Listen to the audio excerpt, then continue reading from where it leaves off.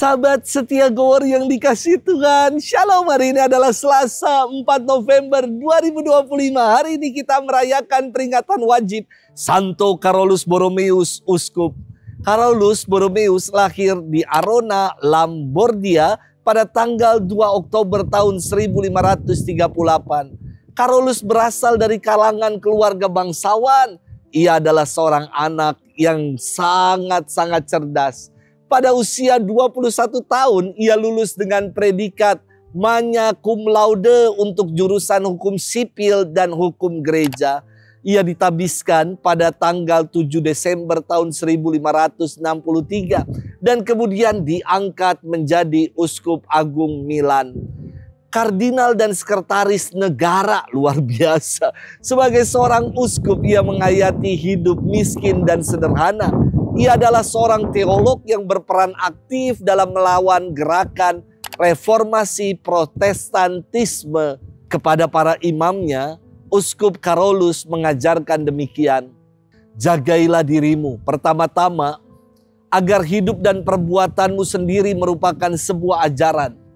Jangan memberi alasan umat untuk mencibirkan bibirnya dan menggelengkan kepala mereka kalau mereka mendengar ajaranmu, namun kamu tidak melakukannya.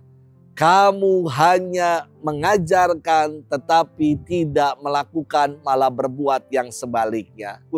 Sungguh sangat inspiratif apa yang diajarkan oleh Santo Carolus Borromeus. Ia wafat pada 4 November tahun 1584 pada usia 46 tahun.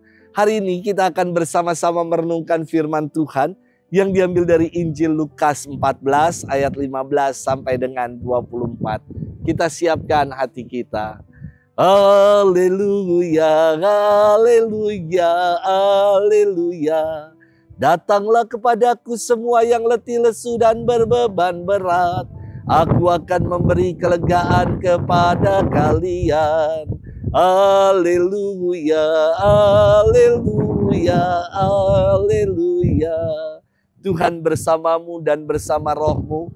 Inilah Injil suci menurut Lukas, dimuliakanlah Tuhan. Pada waktu itu Yesus diundang makan oleh seorang Farisi. Sementara perjamuan berlangsung, seorang dari tamu-tamu berkata kepada Yesus, "Berbahagialah orang yang akan dijamu dalam kerajaan Allah." Tetapi Yesus berkata kepadanya, "Ada seorang mengadakan perjamuan besar. Ia mengundang banyak orang. Menjelang perjamuan dimulai, ia menyeluruh hambanya mengatakan kepada para undangan, 'Marilah, sebab segala sesuatu sudah siap.' Tetapi mereka semua minta dimaafkan. Yang pertama berkata, 'Aku baru membeli ladang dan harus pergi melihatnya. Aku minta dimaafkan.' Yang lain berkata, 'Aku baru membeli 5 pasang lembu kebiri dan aku harus pergi mencobanya. Aku minta dimaafkan.' Yang lain lagi berkata, 'Aku baru saja menikah dan karena itu aku tidak dapat datang.' Maka kembalilah hamba itu dan menyampaikan semua itu kepada tuannya.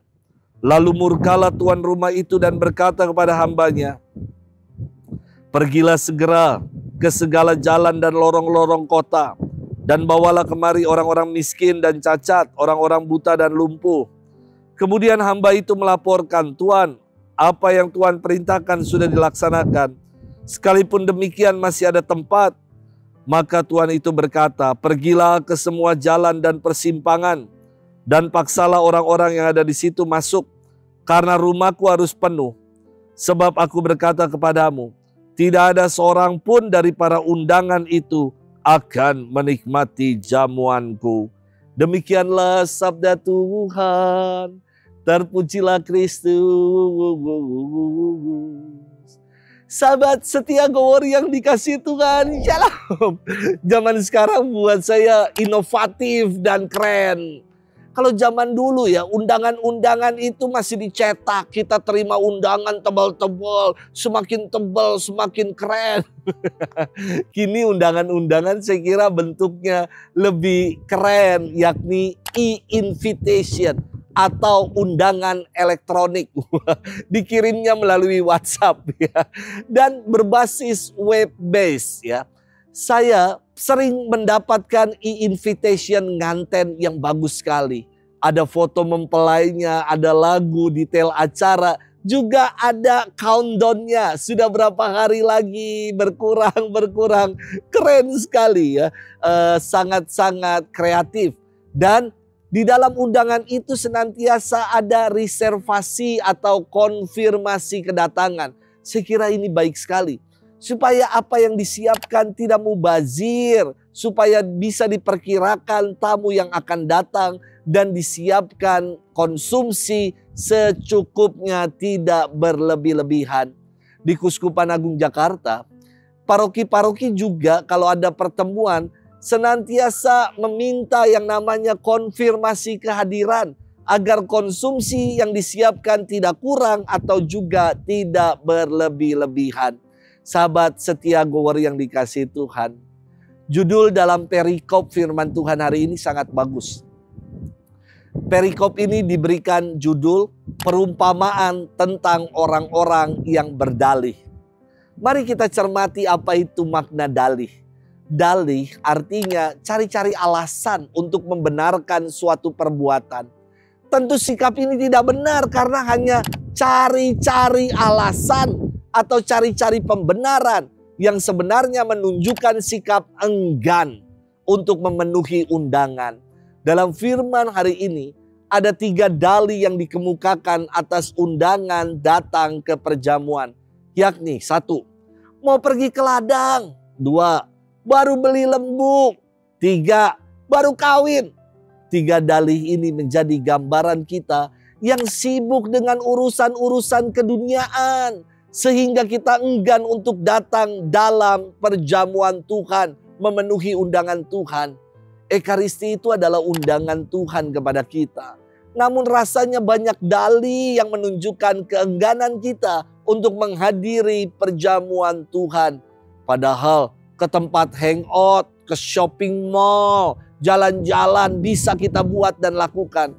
Namun mengapa ke gereja hanya 1 jam saja? Dalih kita buat dengan macam-macam alasan. Sahabat setia gower yang dikasihi Tuhan, hidup ini adalah undangan untuk bersekutu dengan Tuhan. Dikatakan dalam firman segala sesuatunya telah disiapkan. Kita hanya cukup datang memenuhi undangan Tuhan. Mari kita senantiasa mengkonfirmasi kehadiran kita, yakni dengan setia melakukan dan melaksanakan apa yang menjadi kehendak Tuhan. Dan kita mau datang memenuhi undangannya. Semoga itu yang mau kita perjuangkan. Selamat bermenung. Tuhan memberkati kita selalu, Bapa dan Putra dan Roh Kudus. Amin.